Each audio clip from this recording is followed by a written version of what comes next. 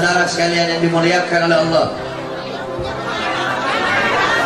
kita duduk pada malam hari yang mulia ini untuk mengenang satu peristiwa yang mulia, untuk mengenang satu kejadian yang luar biasa, yaitu perjumpaan seorang hamba dengan Tuhannya, perjumpaan seorang kekasih dengan kekasihnya, yaitu perjumpaan Rasulullah dengan Azizul Wahhab bila hijab, perjumpaan Nabi dengan Allah tanpa ada setitik pun penghalang, yang kita kenal dengan peristiwa Isra wal Mi'raj.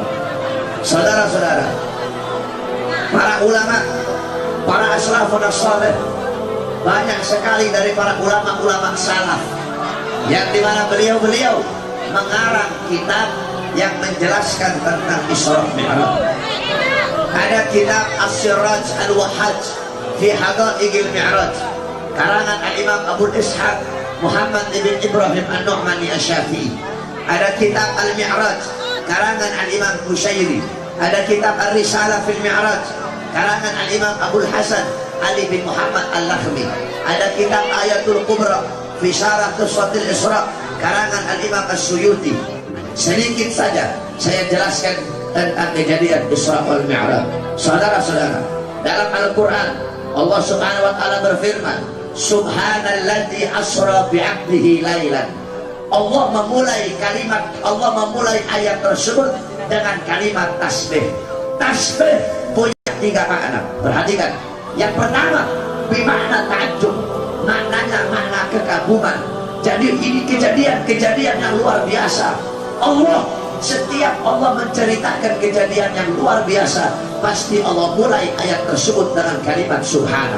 Jadi Allah ingin menunjukkan ini kejadian adalah kejadian yang luar biasa. Yang kedua, bimakna tanzih, yakni tanzihullah min kulli su'in, al-bara'ah lillah min kulli naqsin, melepaskan Allah dari segala kekurangan, mensucikan Allah dari segala keburukan. Ini Isra Mi'raj, kejadian yang tidak masuk akal. Bagaimana mungkin perjalanan yang harusnya dilalui selama berbulan-bulan, perjalanan itu hanya dilalui sebagian malam oleh Rasulullah? Ini gak masuk akal. Nah, untuk menghilangkan keraguan-keraguan dalam hati kita, makanya Allah memulai dengan kalimat subhana. Allah ingin menunjukkan ini kejadian adalah kejadian yang luar biasa. Kalau Allah tidak sanggup, berarti Allah punya kekurangan, sedangkan maha suci Allah dari segala kekurangan. Itu makna tasbih. Kemudian subhanalladzi asra bi'abdihi, maha suci zat yang telah memperjalankan hambanya. Al-Imam Fakhruddin Ar-Razi dalam kitab tafsirnya qauluhu bi'abdihi bil jasadi wal ruh, Al-Imam Fakhruddin Ar-Razi mengatakan al-abd, hamba dalam ayat tersebut adalah hamba yang utuh, yaitu dengan jasad dan juga ruh. Kenapa? Sebab ada sebagian ulama berpendapat Rasulullah Isra Mi'raj fil manam, Nabi Muhammad Isra Mi'raj melalui tidur, yakni cuma ruhnya saja. Ini berdasarkan hadis yang diriwayatkan oleh Sayyidatuna Aisyah. Tetapi pendapat yang paling muktamad, pendapat yang paling kuat, Nabi Muhammad Isra Mi'raj dengan jasad dan juga ruh. Subhanalladzi asra bi'abdihi lailan. Lailan isim nakirah ditandai dengan tanwin. Kalau isim ma'rifat ditandai dengan alif lam, al-lail. Kalau pakai alif lam isim ma'rifat al-lail, itu artinya satu malam penuh. Nah, di sini pakai nakirah. Para ulama berkata bimakna taklil fi muddatil isra. Maknanya adalah pengurangan, maknanya adalah penyedikitan daripada waktu malam. Berarti Rasulullah Isra Mi'raj bukan satu malam penuh, hanya sebagian daripada waktu malam.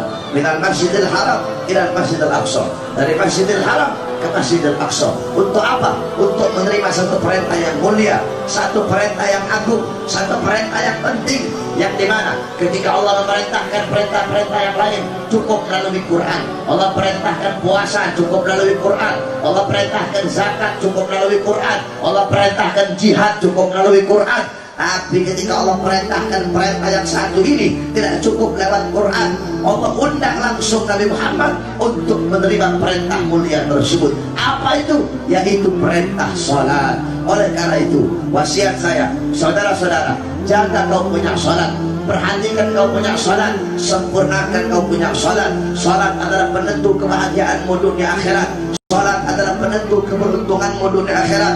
Salat adalah penentu keselamatanmu dunia akhirat. As-salat ra'sul ibadah. Salat adalah kepalanya ibadah. Baik buruknya amal ibadah kamu tergantung dari kau punya salat. Kalau kau punya salat bagus, kau punya salat baik, maka bagus dan baik seluruh amal ibadah kamu. Tapi kalau kau punya salat rusak, kau punya salat cacat, maka rusak dan cacat seluruh amal ibadah kamu. Kenapa? Karena ibadah yang lain adalah muttabi', ibadah yang lain adalah pengikut, sedangkan salat adalah imamnya, salat adalah kepalanya. Kalau kepalanya bagus, ekornya bagus. Amal ibadah yang lain itu adalah pengikut. Maka baguskan kau punya salat, sempurnakan kau punya salat sehingga bagus dan sempurna seluruh amal ibadah kamu. Kita orang-orang zaman sekarang mendahulukan dunia, harta, pangkat, jabatan, tahta, kekuasaan. Salat kita belakangi, syariat kita belakangi, sehingga apa kata Nabi? Idza adhamat ummati dunya nusiat minha haibatul Islam. Apa kata Rasulullah? Kalau umatku lebih mengagungkan dunia, lebih mengutamakan harta, pangkat, jabatan, tahta, kekuasaan, salat di belakangi, syariat di belakangi, akhirat di belakangi. Apa kata Rasulullah? Allah cabut kehebatan Islam, Allah cabut kewibawaan Islam, sehingga walaupun kita umat Islam banyak, tetapi bagaikan buih di lautan, kita bercerai-berai. Oleh karena itu, saudara-saudara, bersatulah engkau di dalam kau punya salat. Jaga kau punya salat, sempurnakan kau punya salat. Wa'tasimu bihablillahi jami'a wa la tafarraqu. Bersatulah engkau semua pada tali Allah, pada jalan Allah, di bawah bendera Allah. Janganlah engkau bercerai-berai. Saudara-saudara, umat Islam harus bersatu, tidak boleh bercerai-berai.